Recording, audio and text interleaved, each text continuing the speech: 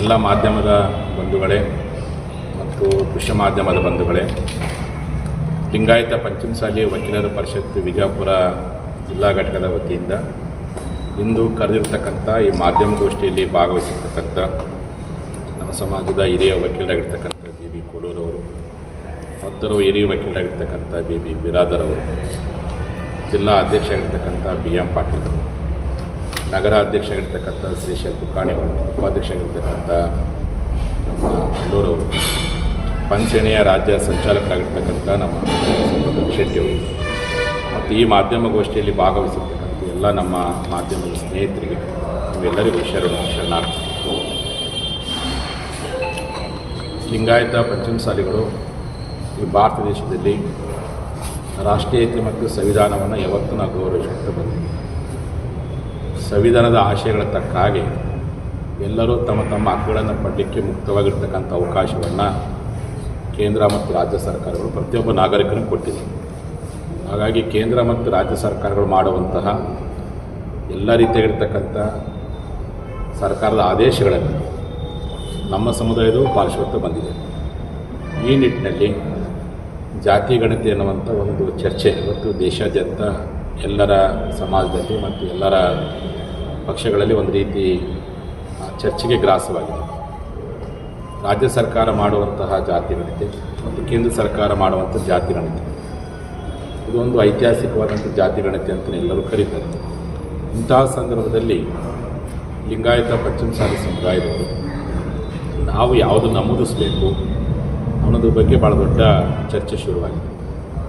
ಇದುವರೆಗೂ ನಮ್ಮ ಪೂರ್ವಿಕರು ನಾವೆಲ್ಲ ಲಿಂಗಾಯತ, ಲಿಂಗವಂತ, ಹಿಂದೂ ಲಿಂಗಾಯತ ಇದೇ ರೀತಿ ಪರಿಷತ್ತು ಬಂದ್ಬಿಟ್ಟಿದೆ. ನಮ್ಮ ಪಂಚಮಸಾಲಿನವಂಥ ಅಸ್ಮಿತೆ ನಮಗೆ ಗೊತ್ತಿಲ್ಲದೆ ಇರ್ತಕ್ಕಂಥ ಸಂದರ್ಭದಲ್ಲಿ ನಾವು ಮೊದಲು ರೈತರಾಗಿ ಘೋಷಿಸಿದ್ವಿ, ಆಮೇಲೆ ಲಿಂಗಾಯತರಾಗಿ ಘೋಷಿಸಿರ್ತಕ್ಕಂಥ ಸಮುದಾಯ.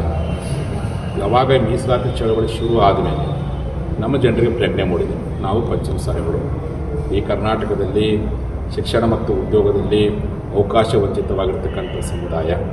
ಆಗ ನಮ್ಮ ಸಮುದಾಯಕ್ಕೆ ನ್ಯಾಯ ಸಿಗಬೇಕಂತ ನಮಗೆ ಮೀಸಲಾತಿ ಬೇಕು ಅಂತ ಏನು ಒಂದು ಜಾಗೃತಿ ಉಂಟಾಯಿತು. ಆಗ ಎಲ್ಲರಿಗೂ ಪಂಚಮಸಾಲಿ ಅನ್ನುವಂಥದ್ದನ್ನು ನಾವು ಬರೆಸಬೇಕಿನ ಮೇಲೆ ನಮ್ಮ ಮಕ್ಕಳ ಭವಿಷ್ಯಕ್ಕೆ ಅನುಕೂಲವಾಗುವಂತಹ, ನಮ್ಮ ಸಾಮಾಜಿಕ ಬದುಕಿಗೆ ಅನುಕೂಲವಾಗುವಂತಹ, ನಮ್ಮ ವಿವಿಧ ರಾಜಕೀಯ ಕ್ಷೇತ್ರಗಳ ಪ್ರಾತಿನಿಧ್ಯ ಪಡಲಿಕ್ಕೆ ಅನುಕೂಲವಾಗುವಂಥದ್ರೊಳಗೆ ನಮ್ಮ ನಿಖರವಾಗಿರ್ತಕ್ಕಂಥ ಜನಸಂಖ್ಯೆ, ನಮ್ಮ ಜನಾಂಗ ಜನಸಂಖ್ಯೆ ಎಷ್ಟು ಅಂತ ನಮಗೆ ಗೊತ್ತಾಗಬೇಕಾಗಿದೆ. ಹಾಗಾಗಿ ನಾವು ಇನ್ಮೇಲೆ ಪಂಚಮಸಾಲಿ ಅನ್ನುವಂಥದ್ದನ್ನು ಬರೆಸಬೇಕೆನ್ನುವಂಥ ಒಂದು ಅವೇರ್ನೆಸ್, ಒಂದು ಜಾಗೃತಿ ಈ ಮೀಸಲಾತಿ ಹೋರಾಟಕ್ಕೆ ಇವತ್ತು ಶುರುವಾಗಿದೆ. ಈ ಹಿನ್ನೆಲೆ ಒಳಗೆ ಮುಂಬರುವಂಥ ಜಾತಿ ಗಣತಿಯ ಸಂದರ್ಭದಲ್ಲಿ, ಅದು ಜಾತಿ ಗಣತಿನಿದೆ, ಜನಗಣತಿನಿದೆ ಮತ್ತು ಆರ್ಥಿಕ ಸಮೀಕ್ಷೆನಿದೆ. ಈ ಮೂರೂ ಅಂಶಗಳನ್ನು ನೋಡಿರ್ತಕ್ಕಂಥ ಜಾತಿ ಗಣತಿಯನ್ನು ರಾಜ್ಯ ಮತ್ತು ಕೇಂದ್ರ ಸರ್ಕಾರಗಳು ಮಾಡುವಂಥ ಸಂದರ್ಭದಲ್ಲಿ ನಮ್ಮ ಸಮುದಾಯದ ಯಾವುದನ್ನು ಬರೆಸಿದರೆ ಮುಂದೆ ಅವರ ಶೈಕ್ಷಣಿಕವಾದಂತಹ, ಔದ್ಯೋಗಿಕವಾಗಿರ್ತಕ್ಕಂತಹ ಮತ್ತು ಸಾಮಾಜಿಕವಾದಂಥ ಬದುಕಿಗೆ ಅನುಕೂಲ ಆಗುತ್ತೆ ಅನ್ನುವಂಥ ದೃಷ್ಟಿ ಇಟ್ಕೊಂಡು ಮೊಟ್ಟ ಮೊದಲ ಬಾರಿಗೆ ನಮ್ಮ ಪಂಚಮಸಾಲಿಗಳು ಇವತ್ತು ನಮ್ಮ ವಕೀಲರ ಜೊತೆ ಚರ್ಚೆ ಮಾಡಿಕೊಂಡು ಒಂದು ನಿರ್ಧಾರ ಮಾಡಬೇಕೆನ್ನೋ ಉದ್ದೇಶಕ್ಕೋಸ್ಕರವಾಗಿ ಶ್ರೀಪೀಠದಿಂದ ಸಂದೇಶವನ್ನು ಕೊಡುವಂಥದ್ದು, ಅದು ನಮ್ಮ ಕರ್ತವ್ಯ ಕೊಟ್ಟೇ ಕೊಡ್ತೀವಿ.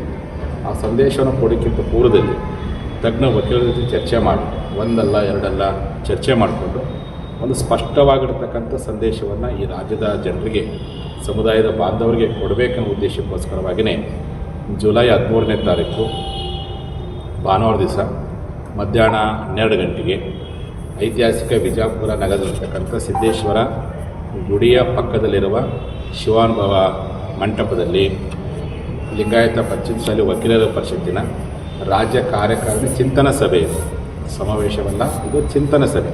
ಈ ಚಿಂತನಾ ಸಭೆಗೆ ಇಡೀ ನಮ್ಮ ಸಮುದಾಯದ ಎಲ್ಲ ವಕೀಲರ ಪರಿಷತ್ತಿನ ಪದಾಧಿಕಾರಿಗಳು ಮತ್ತು ಕಾನೂನು ತಜ್ಞರು, ಸಂಬಂಧಪಟ್ಟಂಥ ವ್ಯಕ್ತಿಗಳು ತಾವೆಲ್ಲರೂ ಸಹ ಆ ಸಭೆಗೆ ಬಂದು ಮುಕ್ತವಾಗಿರ್ತಕ್ಕಂಥ ಚರ್ಚೆ, ಚಿಂತನೆ ಮಾಡಿ ಸಮಾಜಕ್ಕೆ ಒಂದು ಸಂದೇಶ ಕೊಡಬೇಕು ಅನ್ನೋ ಉದ್ದೇಶಕ್ಕೋಸ್ಕರವಾಗಿಯೇ ಜುಲೈ 13ನೇ ತಾರೀಕು ಮಧ್ಯಾಹ್ನ 12:30ಕ್ಕೆ ವಿಜಯಪುರ ನಗರದ ಶಿವಾನುಭವ ಮಂಟಪದಲ್ಲಿ ಪಂಚಮಸಾಲಿ ವಕೀಲರ ರಾಜ್ಯ ಕಾರ್ಯಕಾರಿಣಿ ಚಿಂತನಾ ಸಭೆಯನ್ನು ಇವತ್ತು ಕರೆಯಲಾಗಿದೆ. ಅದಕ್ಕೆ ಪೂರ್ವಭಾವಿಯಾಗಿ ನಿನ್ನೆ ಮತ್ತು ಮೊನ್ನೆ ವಿಜಯಪುರದಲ್ಲಿರ್ತಕ್ಕಂಥ ವಕೀಲರ ಜೊತೆ ಚರ್ಚೆ ಮಾಡಿದ್ವಿ. ಅವರು ಸಹ ಇದನ್ನು ನಮ್ಮ ಜಿಲ್ಲೆಯಲ್ಲೇ, ನಮ್ಮ ವಿಜಯಪುರದಲ್ಲೇ ಮಾಡೋಣ. ಈಗಾಗಲೇ ಬೆಂಗಳೂರಲ್ಲಿ, ಹುಬ್ಬಳ್ಳಿಯಲ್ಲಿ, ಬೆಳಗಾವಿಯಲ್ಲಿ ವಕೀಲರ ಪರಿಷತ್ ಸಭೆಗಳಾಗಿದೆ. ರಾಜಕಾರಣೆಯನ್ನು ವಿಜಯಪುರದ ಮಾಡಲಿಕ್ಕೆ ಈಗಾಗಲೇ ನಮ್ಮ ವಕೀಲರ ಪರಿಷತ್ತಿನ ಎಲ್ಲ ನಮ್ಮ ಪದಾಧಿಕಾರಿಗಳು ಹಿರಿಯರಿರ್ತಕ್ಕಂಥ ಹಿರಣ್ಣ ಚಾಕ್ಷೆಟ್ಟಿ ಆಗಿರ್ಬೋದು, ಊಟಿಗೆರೆ ಆಗಿರ್ಬೋದು, ನಮ್ಮ ವಿ ಕೋಲೂರು ಆಗಿರ್ಬೋದು, ಮತ್ತು ನಮ್ಮ ವಿ ಬಿರಾದರ್ ಆಗಿರ್ಬೋದು, ಬಸವರಾಜ್ ಯಾದವಾಡ್ ಅವರಾಗಿರ್ಬೋದು, ಅನೇಕ ವಕೀಲರು ಇದನ್ನು ಯಶಸ್ವಿಗೊಳಿಸಲಿಕ್ಕೆ, ಇದನ್ನು ಶಿಸ್ತುಬದ್ಧವಾಗಿ ಮಾಡಲಿಕ್ಕೆ, ಮುಕ್ತವಾಗಿರ್ತಕ್ಕಂಥ ಚಿಂತನೆ ಮಾಡಲಿಕ್ಕೆ ಅನೇಕ ಉಪಸಮಿತಿಗಳನ್ನು ರಚನೆ ಮಾಡಿದ್ದಾರೆ. ಸ್ವಾಗತ ಸಮಿತಿಯನ್ನು, ನೋಂದಣಿ ಸಮಿತಿಯನ್ನು ಮತ್ತು ಪ್ರಸಾದ ವಿತರಣಾ ಸಮಿತಿಯನ್ನು ಸಮಿತಿ ಮಾಡಿಕೊಂಡು ಅಚ್ಚುಕಟ್ಟೆ ಮಾಡಲಿಕ್ಕೆ ತಯಾರು ಮಾಡಿಕೊಂಡಿದ್ದಾರೆ. ಹಾಗಾಗಿ ಈ ಮಾಧ್ಯಮಗೋಷ್ಠಿ ಮೂಲಕವಾಗಿ ಸಮಯ ಕಡಿಮೆ ಇರೋದ್ರಿಂದ ನಾನು ಎಲ್ಲ ಕಡೆ ಹೋಗಿ ಜನರಿಗೆ ಮಾಹಿತಿ ಕೊಡಲಿಕ್ಕೆ ಕಷ್ಟವಾಗುತ್ತೆ. ಈ ಮಾಧ್ಯಮಗೋಷ್ಠಿ ಮೂಲಕವಾಗಿ ನಾನು ಆಮಂತ್ರಣ ಮಾಡ್ತೀನಿ. ಎಲ್ಲ ಜಿಲ್ಲಾ, ತಾಲೂಕು, ರಾಜ್ಯ ವಕೀಲರ ಪರಿಷತ್ತಿನ ಮತ್ತು ವಕೀಲರ ಸಂಘದಲ್ಲಿರ್ತಕ್ಕಂಥ ಎಲ್ಲ ನಮ್ಮ ಲಿಂಗಾಯತ ಪಂಚಮಸಾಲಿಗಳು ಮತ್ತು ಕಲ್ಯಾಣ ಕರ್ನಾಟಕದ ದೀಕ್ಷೆ ಲಿಂಗಾಯತರು, ಹಳೆ ಮೈಸೂರು ಪ್ರಾಂತದ ಗೌಡ ಲಿಂಗಾಯತರು, ಮಲೆನಾಡು ಭಾಗದ ಮಲೆಗೌಡ ಲಿಂಗಾಯತರು ಮತ್ತು ಕರಾವಳಿ ಭಾಗದ ಗೌಡ ಲಿಂಗಾಯತರು, ನಾವೆಲ್ಲ ಸಮುದಾಯದಲ್ಲಿರ್ತಕ್ಕಂಥ ವಕೀಲರು ನೀವೆಲ್ಲರೂ ಸಹ ತಪ್ಪದೆ ಪದಾಧಿಕಾರಿಗಳ ಜೊತೆಗೂಡಿ 13ನೇ ನಡೆಯುವಂಥ ಪಂಚಮಸಾಲಿ ವಕೀಲರ ಪರಿಷತ್ತಿನ ರಾಜ್ಯ ಕಾರ್ಯಕಾರಿಣಿ ಸಭೆಗೆ ತಾವೆಲ್ಲ ಬರಬೇಕು ಅಂತೇಳಿ ಈ ಮಾಧ್ಯಮಗೋಷ್ಠಿ ಮೂಲಕ ಮನವಿ ಮಾಡ್ಕೊಳ್ತೀವಿ. ಅವತ್ತು ಮುಕ್ತವಾಗಿ ಚರ್ಚೆ ಮಾಡೋಣ, ಚರ್ಚೆ ಮಾಡಿ ಚಿಂತನೆ ಮಾಡಿಕೊಂಡು ಒಂದು ನಿರ್ಧಾರಕ್ಕೆ ಬರೋ ಪ್ರಯತ್ನ ನಾವೆಲ್ಲರೂ ಸೇರಿಕೊಂಡು ಮಾಡೋಣ ಎನ್ನುವಂಥ ಮಾತನ್ನು ಈ ಸಂದರ್ಭದಲ್ಲಿ ಹೇಳಿಕ್ಕೆ ಇಚ್ಛೆಪಡ್ತೀನಿ.